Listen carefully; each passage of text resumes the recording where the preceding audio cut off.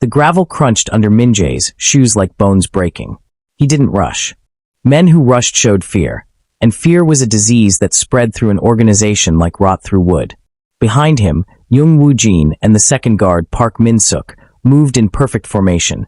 3 steps back, shoulders squared, hands at their sides where weapons would be if this were an actual war instead of a coffee stop in the middle of nowhere. The diner was the kind of place that time had forgotten. A faded red sign above the door read open in letters that looked like they had been painted sometime before Min-jae was born. Through the window, Min-jae could see the inside. Vinyl booths in dark red, laminate counters the color of old mustard, and fluorescent lights that hummed a low, angry song. The kind of place where truckers stopped, where lonely people came to pretend they weren't alone, where no one asked questions because no one wanted to answer them. Perfect. Min-jae pulled open the door. The chime above it rang out, a small, cheerful sound that seemed wrong in his presence, like a bird singing at a funeral. He didn't acknowledge it. His eyes moved across the room in a single sweep. 6 customers scattered across the booths, an older man behind the counter reading a newspaper, a young waitress in a tan uniform refilling coffee cups. Exit signs. Windows. The kitchen visible through a service window in the back. His brain recorded everything and filed it away like documents in a cabinet he could open at any moment. He chose a booth near the window but with his back to the wall. Position 7 on his mental grid. This was where a man in his position sat. Never with his back exposed. Never with exit routes blocked. Never where he couldn't see threats coming. Woo-jin and Min-suk remained standing by the entrance, their dark suits creating a wall between Min-jae and the rest of the world. Everything about them screamed one thing. This man mattered. This man was important. This man was dangerous. The contrast was almost funny. The diner was all chipped paint and worn fabric. The salt and pepper shakers on his table were plastic, and one of them was missing its top. Someone had used a paper napkin as a makeshift lid. The menu in front of him was laminated and sticky, with coffee stains that had turned brown at the edges. A small crack ran through the plastic, right through the breakfast section. Min-jae's suit cost more than this entire building. His watch, a Patek Philippe, caught the light as he reached for the water glass. The waitress appeared almost immediately, as if she had been waiting for this signal. She was young, dark hair pulled back in a ponytail, with the kind of tired eyes that came from working too many hours for too little money. She didn't smile like she meant it. She smiled like it was part of her uniform, like smiling was one of the tasks she had to complete before her shift ended. "Coffee?" she asked, already moving the pot toward his cup. "Black," Min-jae said. His voice was soft, but it carried weight. This was the voice of a man who was used to being obeyed. She poured without hesitation. The coffee steamed in the cup, and Min-jae watched the small curls of vapor rise and disappear. The smell was bitter and old, like it had been sitting in the pot too long. He didn't care. He wasn't here for the coffee. He was here because the route north passed through this town, and this town had a diner, and a man needed to eat even if he didn't need to taste. She turned to leave, and that was when it happened, the moment that would change everything. Her elbow caught the edge of a water glass. Her hand moved quickly to save it, and words tumbled out of her mouth. Not English. Not the polished, careful English she had used seconds before. Korean. Jeollado dialect. The language of the village Min-jae had destroyed in order to become who he was. The world stopped. The cup in his hand froze halfway to his mouth. Woo-jin's expression didn't change, but Min-jae felt the sudden tension in his guard's body, the way he shifted his weight forward by just a fraction of an inch. The older man behind the counter turned a page of his newspaper without looking up. Nobody else had heard it. Nobody else understood what those words meant. But Min-jae heard them. And for the first time in 20 years, the mask on his face cracked just enough for the real thing underneath to show through. Just for a moment. Just long enough. "Did you just?" Haun began, her voice dropping to something barely above a whisper. She spoke in Korean now, not the careful textbook Korean of someone who learned it in a classroom, but the rough, honest Korean of someone who had lived it. Jeollado accent. The way the words bent at the edges, the way certain vowels stretched like they had nowhere else to go. "Did you just understand me?" Min-jae didn't move. His hand was still frozen halfway to his mouth, the coffee cup suspended in space like he was a statue someone had carved mid-sip. Around them, the diner continued its ordinary life. The newspaper crinkled. A trucker at the counter ordered eggs. The fluorescent lights hummed their angry song. The world didn't stop. The world never stopped. Only Min-jae stopped. Haun paused, uncertain now. She set the water glass down on the table with careful precision. You're Korean? The question hung between them like a knife suspended in air, waiting to fall. Min-jae set the cup down. Slowly. Deliberately. He forced his face back into its mask, the smooth, expressionless surface he had worn for 20 years like armor. The surface that had helped him climb through the ranks of the syndicate. The surface that made him dangerous because nobody knew what he was thinking, what he was feeling, whether he even felt anything at all. No, he said in English. His voice was steady. Flat. A wall made of sound. But Haun's eyes told him she didn't believe him. She stood there with her coffee pot in one hand and something like recognition in her expression. She was waiting for him to say something else. To explain. To admit that he understood her mother tongue, that he knew the dialect that only people from that specific region would ever speak, that he had heard those exact words before. Probably from someone he had loved. Probably from someone he had lost. Min-jae turned away. He picked up the menu, the sticky, cracked menu with its coffee stains and broken letters. He pretended to read it, even though he didn't see any of the words. His mind was somewhere else. Somewhere 20 years in the past. Somewhere that didn't exist anymore because he had made sure it didn't exist anymore. He was 11 years old again. The village was small enough that you could cross it in 20 minutes if you walked fast. Stone walls and tiled roofs and streets so narrow that two people couldn't walk side by side without touching. His mother's restaurant was there. Nothing fancy, just a place where workers came to eat and talk and forget about their problems for an hour. She made kimchi jjigae the way it was meant to be made, with the broth so hot it burned your mouth, and the rice so perfect it tasted like home itself tasted good. There was a gang that wanted to control the village. They wanted protection money from his mother. They wanted to use her restaurant as a base for their operations. She said no. She said their restaurant was a place for honest people. She said no one would hurt them because the village wouldn't allow it.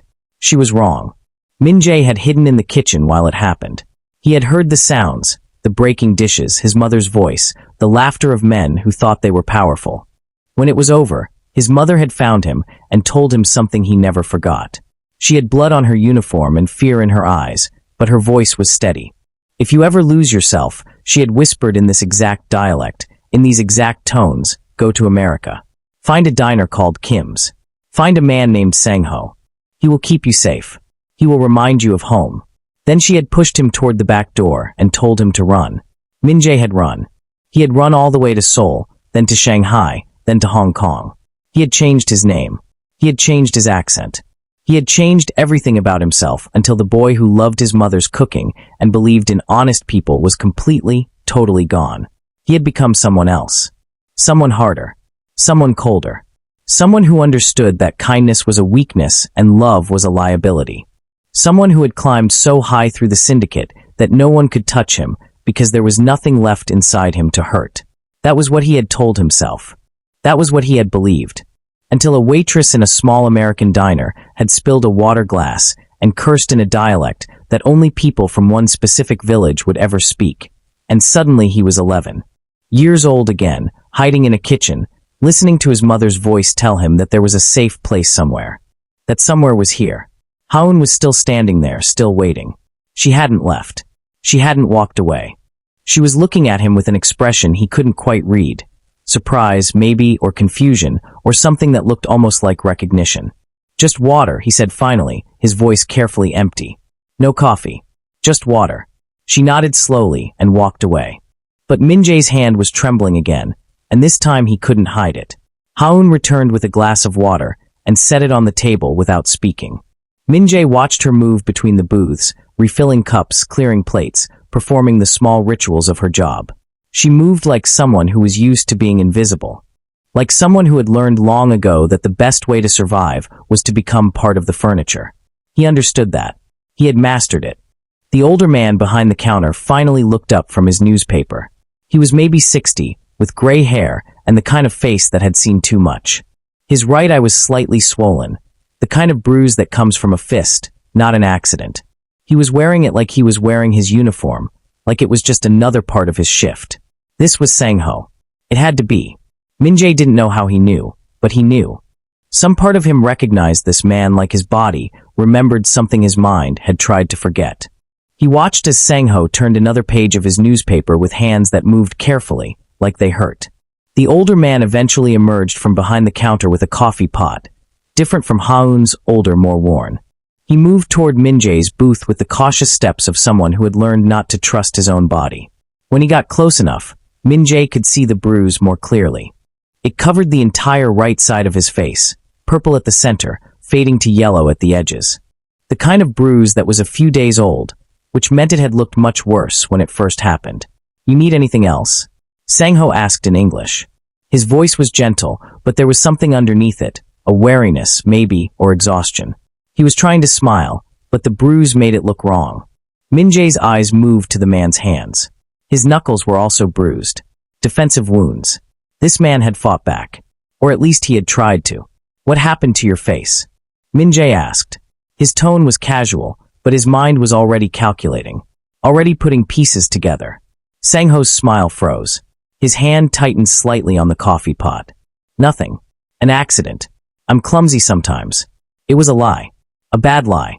The kind of lie that people tell when they think no one is paying attention, when they think the person asking won't care enough to remember that they're lying. Min-jae cared. And he would remember.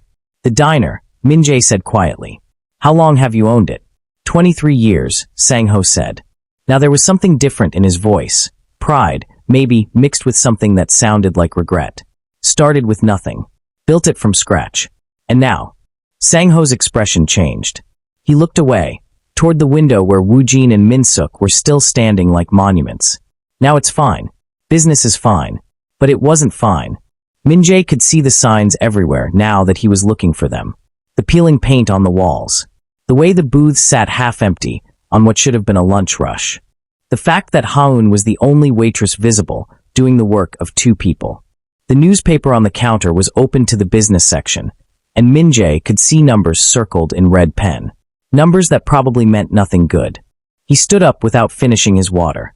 Sang-ho stepped back, uncertain, watching as Min-jae moved toward the counter. Behind him, Min-jae heard Woo-jin's sharp intake of breath. His bodyguards hated when he moved without warning. It meant they had to calculate new angles, new threats, new ways to keep him alive. Min-jae didn't care. He had seen what he needed to see.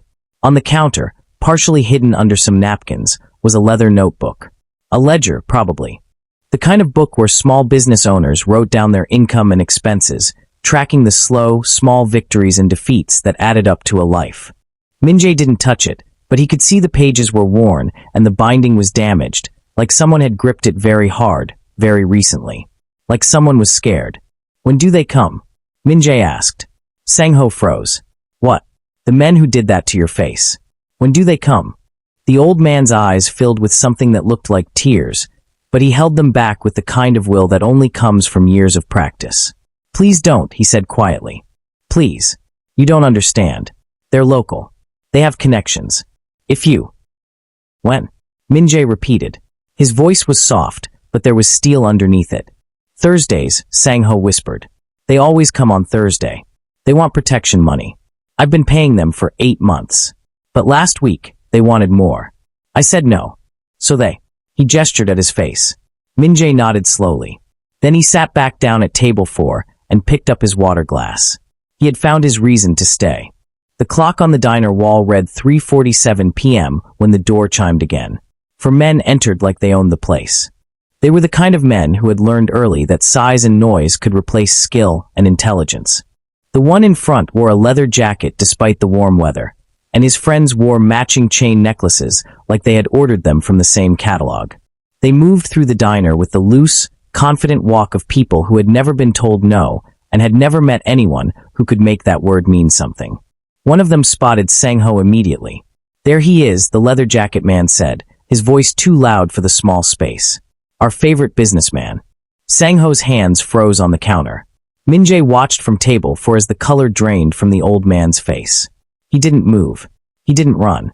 He just stood there like an animal that had learned that freezing sometimes kept the predator from noticing you were alive. It never worked, but people kept trying anyway.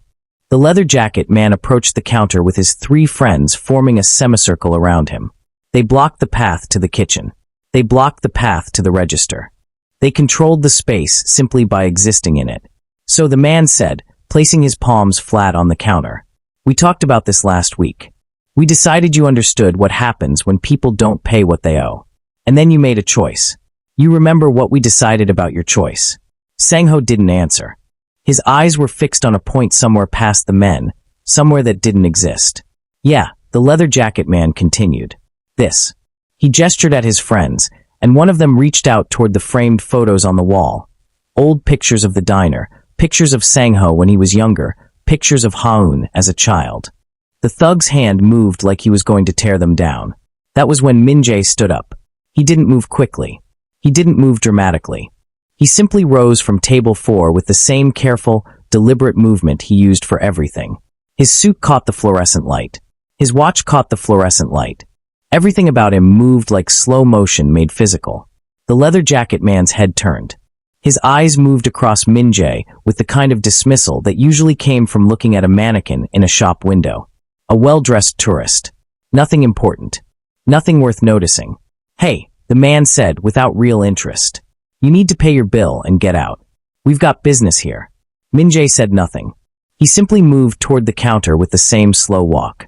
Woo-jin and Min-suk tensed behind him, but Min-jae raised one hand, a small gesture that meant stay. I said get out, the leather jacket man repeated, his voice harder now. He wasn't used to being ignored. Unless you want to join in on our business arrangement. For a man like you, it would be expensive. Min-jae stopped at the counter, about 3 feet from the leather jacket man. Close enough to be threatening. Far enough to be respectful. He looked at Sang-ho first, and something passed between them. An understanding, maybe, or a recognition. Then he looked at the leather jacket man. My name is Lee Min-jae, he said quietly. His voice was so soft that everyone in the diner had to stop breathing to hear it. I work for the Kim family syndicate. We control operations in 4 continents and operate in 42 countries. This diner is now under our protection. The leather jacket man stared at him. Then he started to laugh. His 3 friends laughed with him.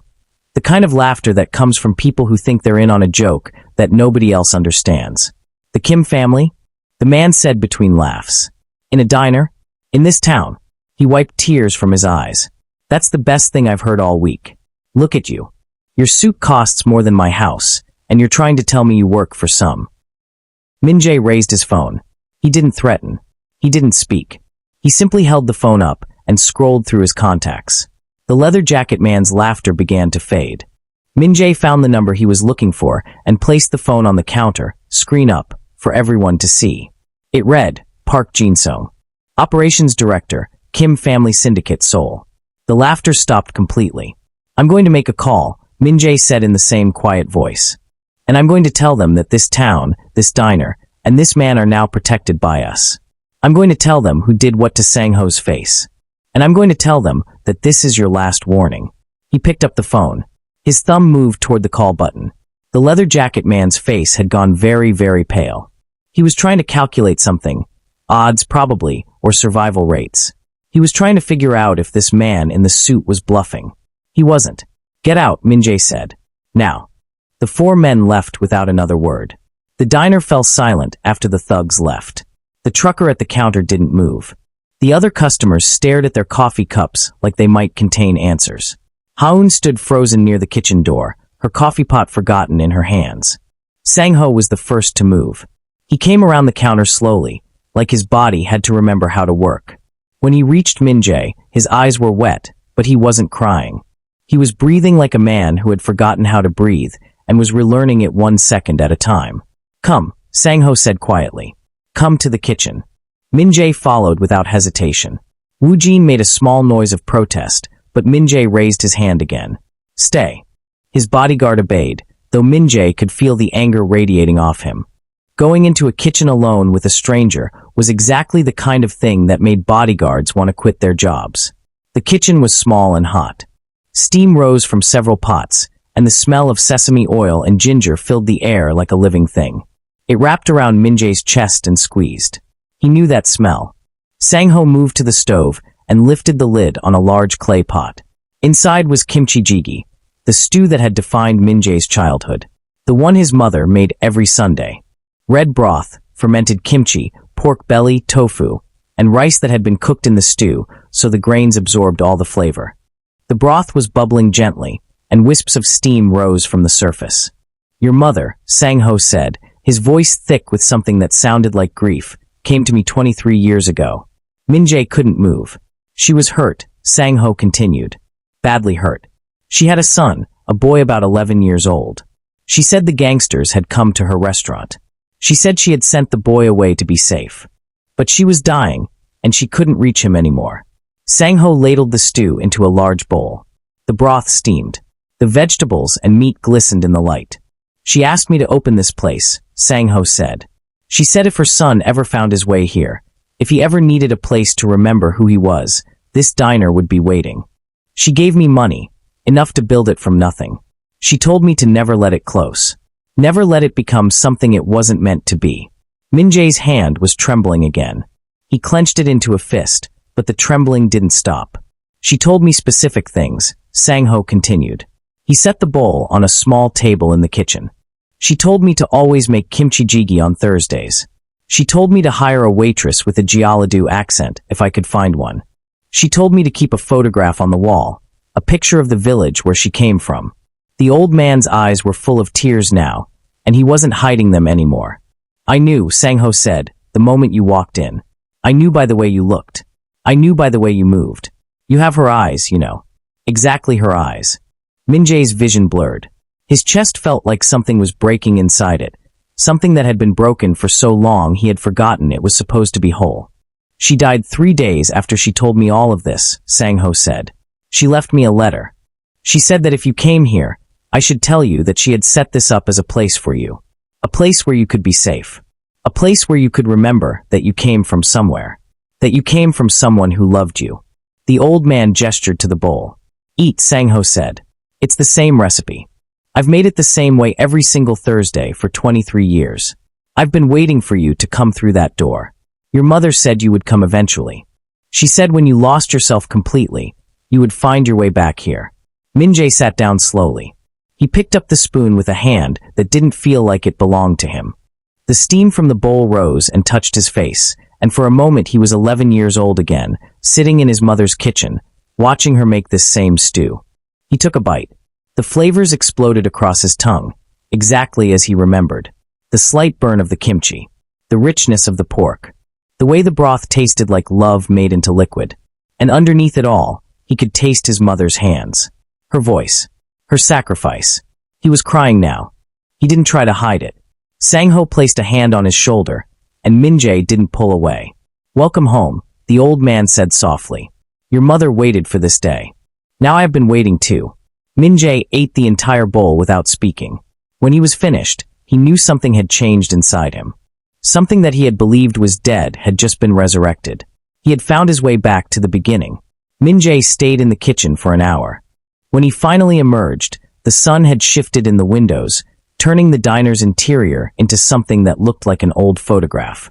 Sang-ho had returned to his post behind the counter, moving slowly, carefully, like a man who had been holding his breath and was finally learning how to exhale. Woo-jin was waiting by the door. His arms were crossed, and his jaw was clenched so tight it looked like he was trying to break his own teeth. When Min-jae approached, his bodyguard didn't move.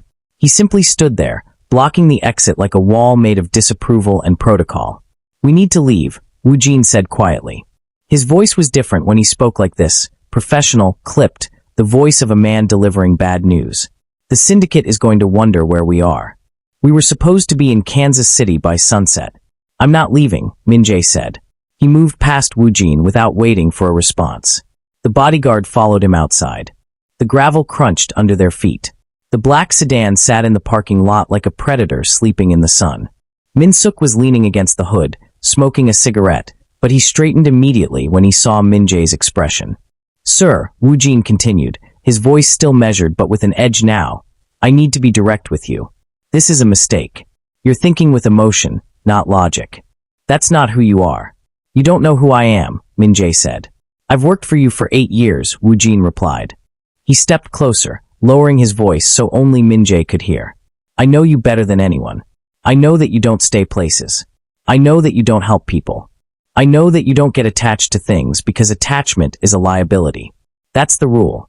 That's the system that has kept you alive. Min-jae turned to face his bodyguard. Woo Jin was a good man, competent, loyal, and smart enough to know when his boss was making a decision that could get him killed. That was why Min-jae respected him enough to listen, even if he had already decided what he was going to do. The syndicate sent us through this town for a reason, Woo Jin continued. The route was supposed to be a quick pass-through. Business in Kansas City, then to Vancouver. Now you want to stay in a diner in a town nobody has ever heard of because a waitress spoke Korean and an old man made you soup. It wasn't soup, Min-jae said quietly. And you know it. Woo Jin's expression hardened. I know what I saw. I saw a man who forgot who he was for 5 minutes. I saw you make a phone call to Park Jin-sung that just put a target on this entire town. Do you understand what that means? Do you understand that the moment Park knows we're involved here, this place becomes a strategic asset? This becomes a liability? Not if I own it, Min-jae said. The words hung in the air like they had weight. Sir, Woo Jin said, and now there was actual concern in his voice. You cannot own a diner in the middle of America. You have operations to manage. You have orders from Seoul. You have a life that doesn't include small towns and old men and... That life is dead, Min-jae interrupted.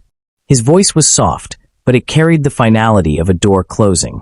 That life was always dead. I just didn't know it yet. Woo Jin was quiet for a long moment. He looked toward the diner, then back at Min-jae. If you stay here, I have to report it. You understand that? The syndicate will see this as a betrayal. They'll see this as a security breach. At minimum, they'll pull you from operations. At maximum. I understand, Min-jae said. Do you? Woo Jin's voice rose slightly. Do you really understand what you're throwing away? 8 years of climbing.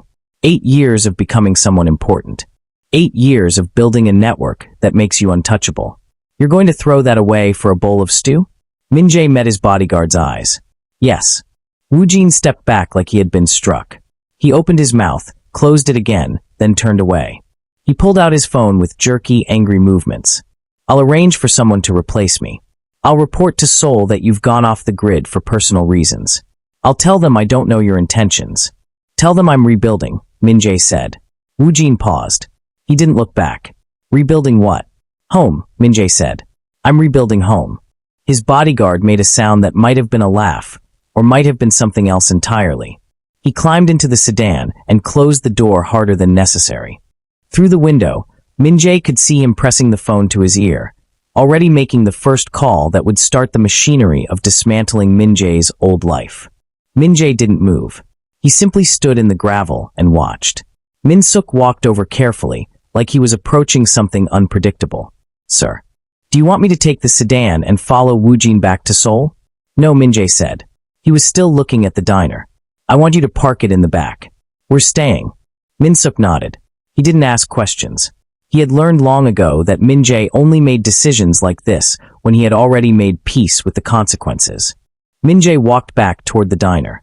Ha-eun was watching through the window, her expression unreadable. When their eyes met, she didn't look away. He had crossed a line.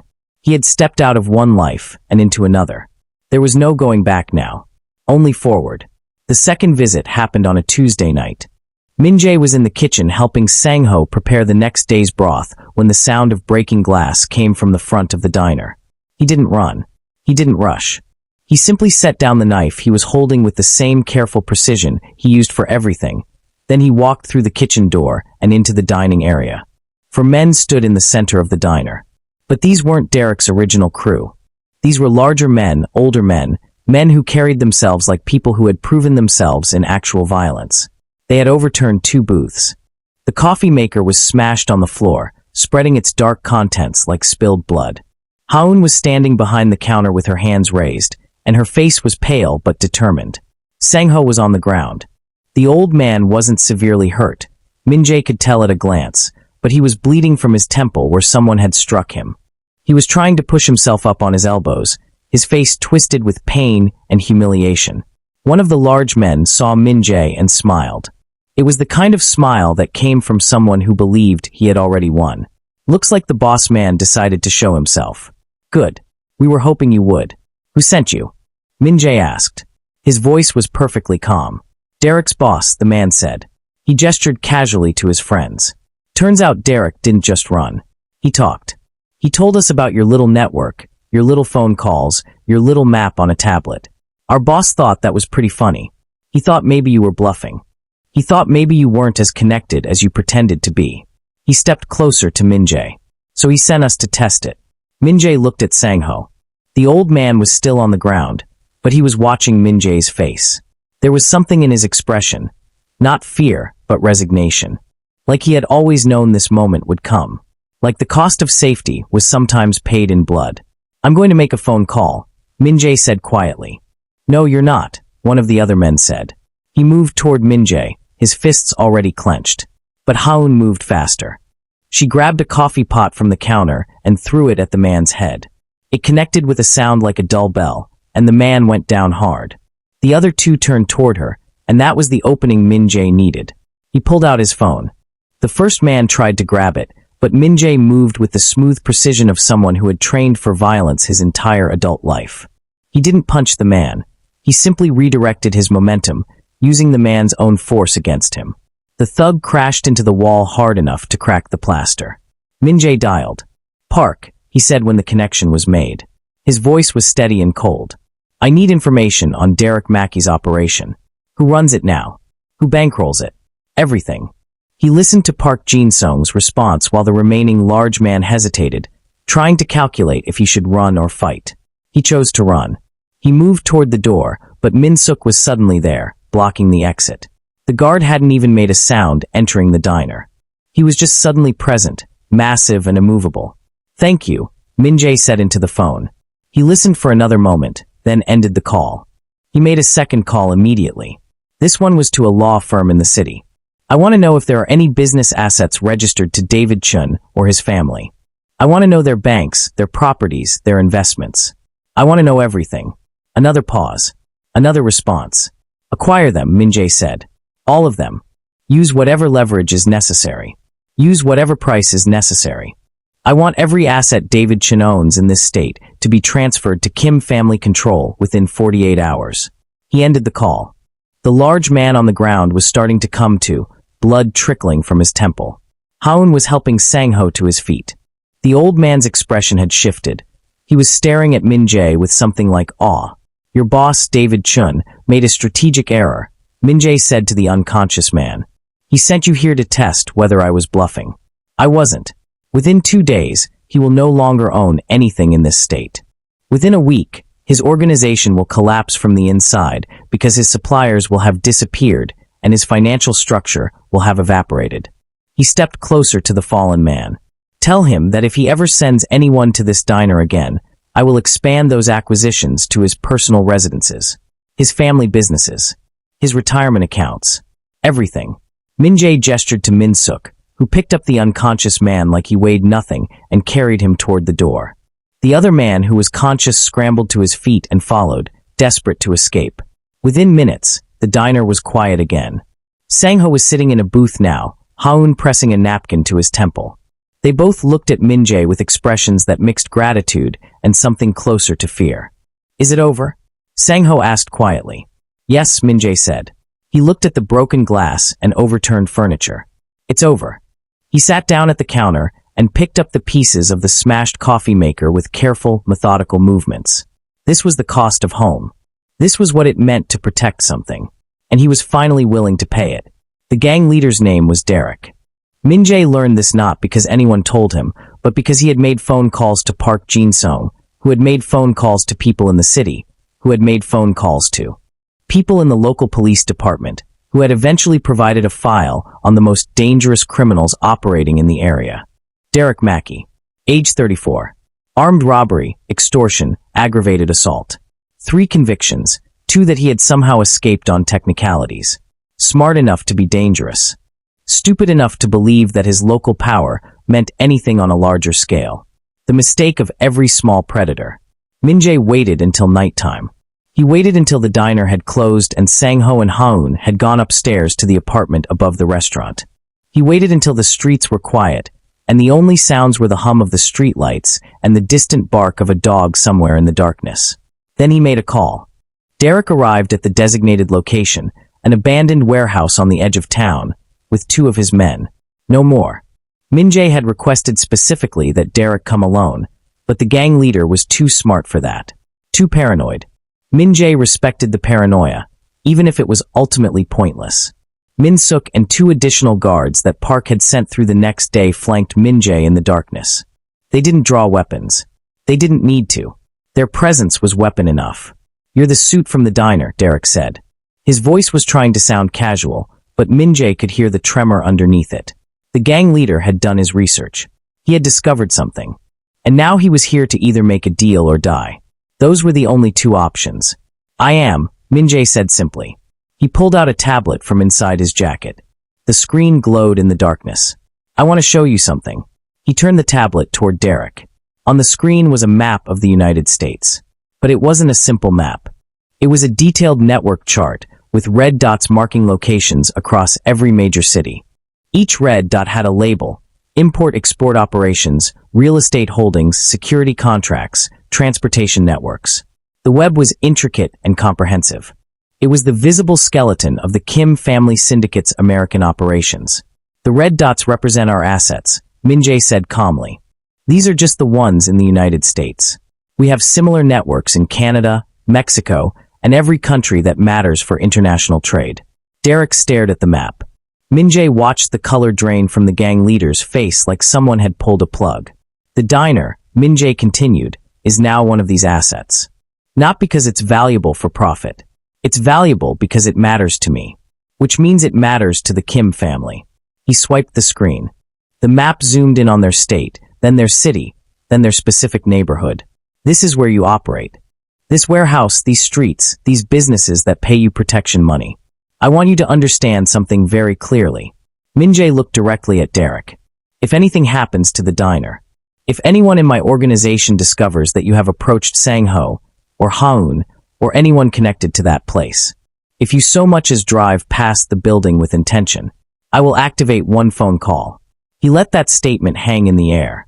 "One phone call," Min-jae repeated, "and every operation you run in this city will be dismantled. Not violently. Not dramatically. Just removed. Your suppliers will be redirected. Your routes will be blocked. Your clients will disappear. Within 6 months, you will have nothing. Within a year, you will be a memory that people mention when they want to scare other small criminals." Derek's men were backing away slowly. They understood what was happening. They understood that their boss was looking at the end of his world, drawn in red dots on a glowing screen. "But that's not even the worst part," Min-jae continued. He swiped again, and the map zoomed further. It showed banks, properties, residential addresses. "See these? These are locations where your family members are known to frequent. Your mother's house in the suburbs. Your sister's apartment downtown. Your brother's workplace. These are all marked because my organization marks everything." Derek's voice came out as barely a whisper. "What do you want?" "I want you to leave this state," Min-jae said. "I want you to go to Texas or Florida or California. Anywhere but here. I want you to take your operation and your men and never return. I want you to understand that you have already lost this city. You just didn't know it yet." He turned the tablet away. The light dimmed, and the darkness returned. "You have 72 hours, Min-jae said. After that, my organization will assume you have chosen otherwise." Derek didn't argue. He didn't negotiate. He simply turned and walked back toward his vehicle with his men, moving like someone who had just woken from a nightmare and was discovering it was real. Min-jae watched them leave. He had never fired a shot. He had never raised his hand. He had simply shown Derek what true power looked like. Not the violence, but the scale. Not the brutality, but the network. The psychological warfare of a man who could erase you without touching you. By morning, Derek was gone. 3 days after Derek left town, Min-jae stood in the apartment above the diner and removed his blazer for the first time in years. The fabric had become so familiar that he had almost forgotten it was there. Black, expensive, tailored to fit perfectly across his shoulders and chest in a way that suggested power and distance. It was armor. It was a wall. It was the uniform of someone who had decided long ago that vulnerability was a luxury he couldn't afford. He hung it carefully on a chair in the small bedroom Sang-ho had given him. Through the window, he could see the diner's parking lot. The black sedan was parked in back, where Min-suk cleaned and maintained it daily. The symbol of Min-jae's old life, sitting in the shadows. Waiting, but not urgently. Downstairs, Ha-eun was setting the table. Sang-ho worked in the kitchen with the focused intensity of a man preparing something sacred. The smell of sesame oil and ginger and red pepper rose through the floorboards like a prayer being answered. Min-jae descended the stairs in a simple white undershirt and dark pants. The clothes felt strange against his skin, too plain, too honest. Without the blazer, he felt naked. Visible. Like someone had removed the barrier between his inside and outside and left him exposed to the world. It was terrifying and wonderful. The diner was closed. The open sign had been flipped to face the street an hour ago. The fluorescent lights hummed their familiar song, but the place felt different when it was empty. It felt sacred. Quiet. Like a church after services. Sang-ho emerged from the kitchen with a large bowl. Steam rose from it in delicate wisps. He set it carefully in the center of the small table where Ha-eun had arranged 3 place settings. Then he returned to the kitchen and came back with side dishes, kimchi, steamed vegetables, rice in a separate pot, soup in a smaller bowl. He was treating this like a ceremony. Sit, Sang-ho said simply, gesturing to the table. Min-jae sat. Ha-eun sat across from him. Sang-ho took the chair at the head of the table, his movements careful and deliberate. For a moment, no one spoke. They simply looked at the food in front of them. Your mother, Sang-ho said quietly, used to say that the first bowl of kimchi jjigae a man eats after he remembers who he is should be shared with family. Min-jae's throat tightened. He picked up his spoon. This is family, Sang-ho continued. You me Ha-eun. This is what your mother wanted. This is why she built this place. Not as a business. As a home. The old man began to eat. Ha-eun followed. Min-jae lifted a spoonful of broth to his mouth and tasted it. The flavors arrived like a memory made physical. The fermented kimchi, slightly sour and sharp. The tender pork belly that had been slow-cooked until it was soft enough to dissolve on his tongue. The tofu, which had absorbed the broth and carried all its richness. The rice, which had been cooked in the stew and had become something more than just grain. It had become the heart of everything. He closed his eyes. For the first time in 20 years, Min-jae ate without calculating, without watching the exits, without assessing threats. He simply ate as a human being eats, with gratitude, with memory, with the quiet recognition that he was being nourished by something deeper than food. It's good, Ha-eun said softly. She was watching him, her expression difficult to read. Your mother taught me this recipe, Sang-ho said. The exact proportions, the exact heat, the exact way to fold in each ingredient.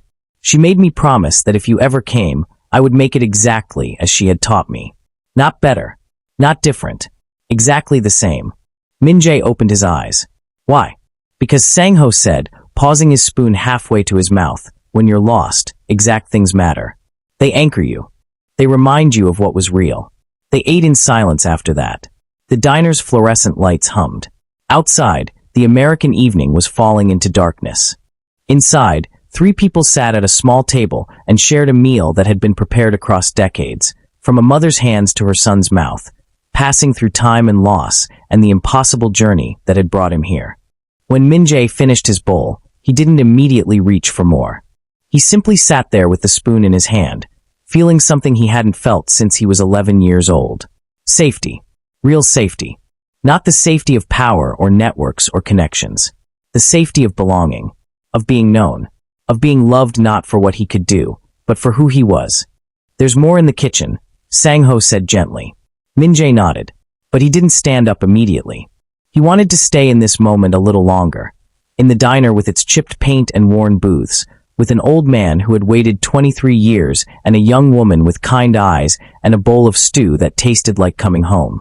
He wanted to stay in the moment when he was just a son, not a boss, not a predator, just someone who had found his way back.